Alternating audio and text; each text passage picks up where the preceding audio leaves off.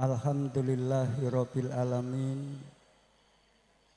Wassalatu wassalamu ala asrofil anbiya'i wal mursalin Sayyidina wa maulana Muhammadin wa ala alihi wa ashabihi ajma'in.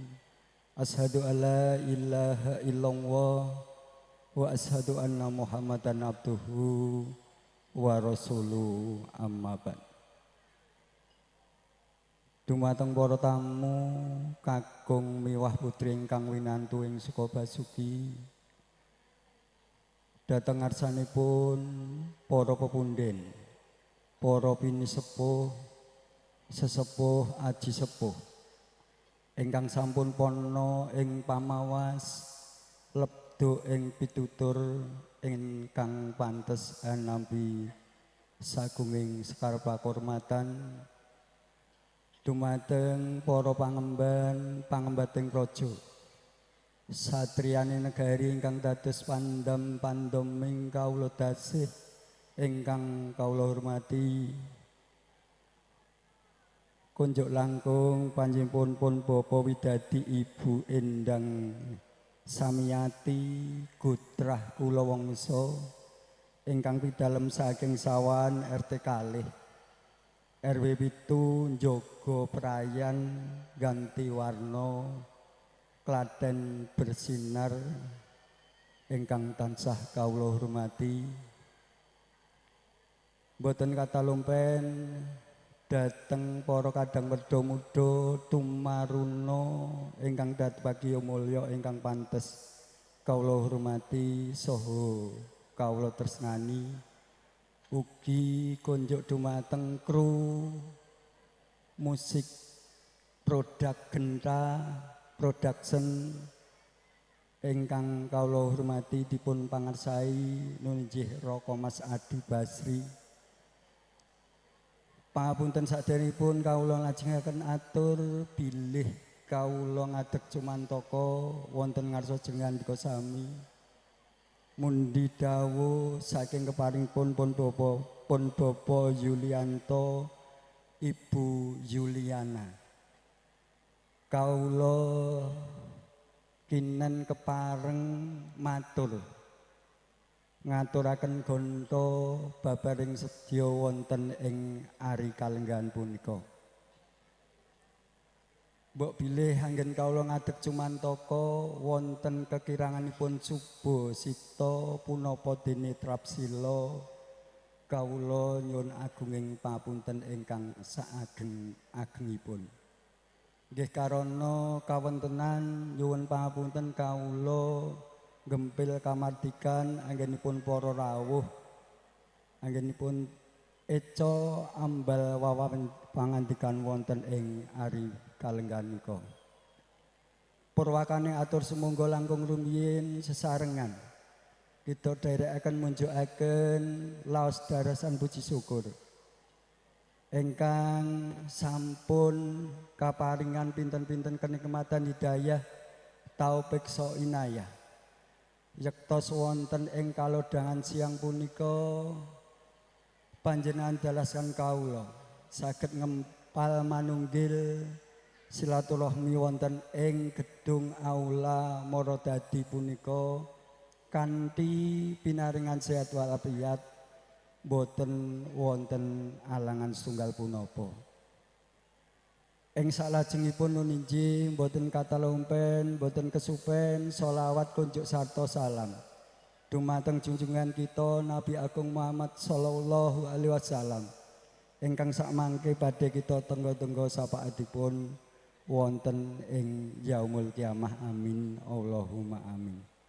Dhateng Bapak Ibu para tamu sindhan kakung miwah putri ingkang kawula hormati, nuninjih atur saklajengipun kanthi raos suka bingaing manah panjenenganipun pun Bapak Yulianto Ibu Yuliana sekalian ngambali ngaturi kasugengan menggah kerawuhan panjenengan ingkang sampun kepareng nglunggaraken wekdal saha penggalih nuhuni punapa ingkang dados atur panyuwunipun Sohibul Hajat nun inggih pun Bapak Yulianto Ibu Juliana wonten ing ari punika.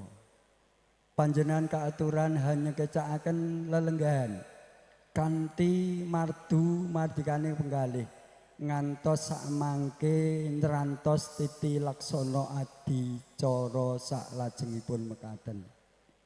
Ing saklajengipun nun inggih pun Bapak Yulianto Ibu Juliana sampun netepi peperangan darmaning asepuh miwaha suta hamargya siwi ngentas pitulus putra pawestrinipun ingkang pun sesilih asma Diah Ayu Yana Pausiah Istiqomah.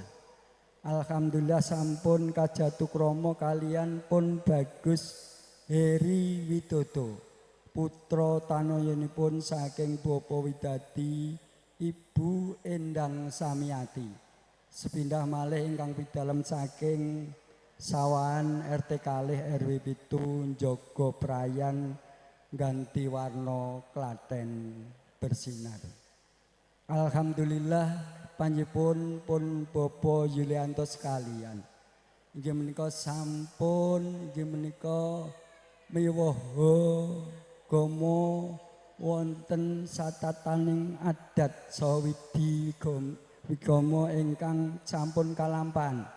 Inggih menika nindakaken akad khotbah utawi akad nikah kala dinten Senin Surya kaping gangsal 12 Desember 2000 selangkung.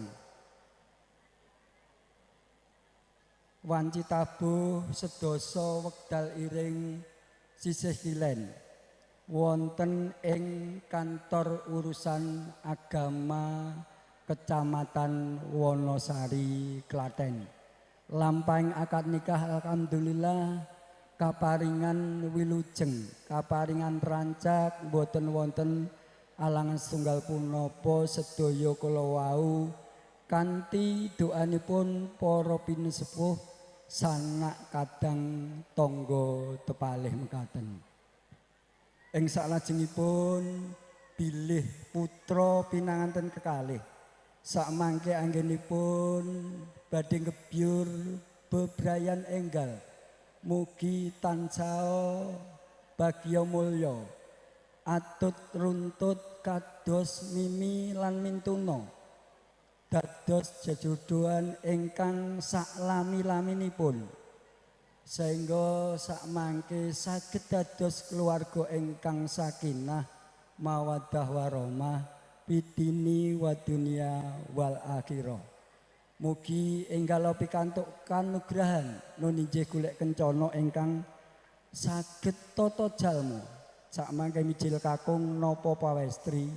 Mugi putra sakmangke saged dados putra ingkang soleh punapa dene solikah sehingga saged ndadosaken penyambeting ing antawisipun sami bebesanan pun Bapak Yulianto sekalian ugi Bapak Widadi sekalian mekaten. Salajengipun lumantar kawula pun Bapak Yulianto ugi mboten kata lompen ngaturaken agunging panuwun kunjuk dumateng para sanak kadang tangga tepalih mitra pitepangan ingkang sampun kersa hambiyantu bot repotipun panjenipun pun Bapak Yulianto sekalian anggenipun kagungan hajat sedaya sih pambiyantu panjenengan ingkang arupi punapa panjenipun pun Bapak Yulianto mboten saged ngaturaken inggih menika karana tata lair sedaya sih pambiyantu panjenengan sakmangke namung kapasrahaken dhateng ngarsanipun Allah Subhanahu wa taala. Mugi sih pambiyantu panjenengan sakmangke saged kacatet dados amal sae panjenengan sehingga panjenengan saged angsal leliru saha lelintu ingkang matikel-tikel amin Allahumma amin. Ugi mboten kata lumpen pun Bapak Yulianto sekalian wonten ing ari kalenggan punika sampun nyaosi pasugatan inggih menika campur sari Genta Musik Production ingkang sampun kepareng ngregengaken wontenipun pawiwahan wonten ing siang punika.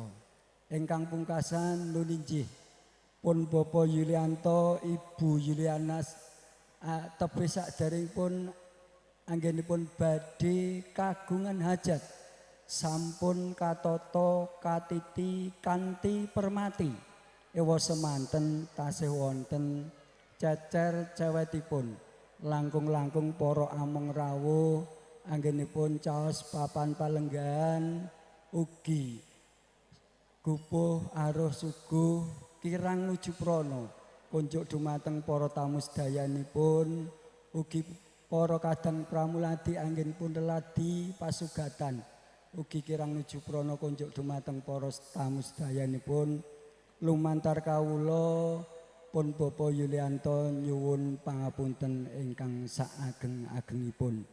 Ing wusana saking kawula pribadi mbok menawi anggen kawula matur ugi wonten kekirangan samudayanipun wonten cecer cewetipun atur kawula nglenggono tasih kathah kirangipun seserepan langkung-langkung basa minggahing parama sastra kawula ugi nyenyadong sewu-sewu agunging pangaksami. Ing wusana mekaten cekap semanten akhirul kalam wassalamualaikum warahmatullahi wabarakatuh. Wekdal kula wangsalaken kunjuk dumateng kadang kula pun pranata adicara nuwun matur nuwun.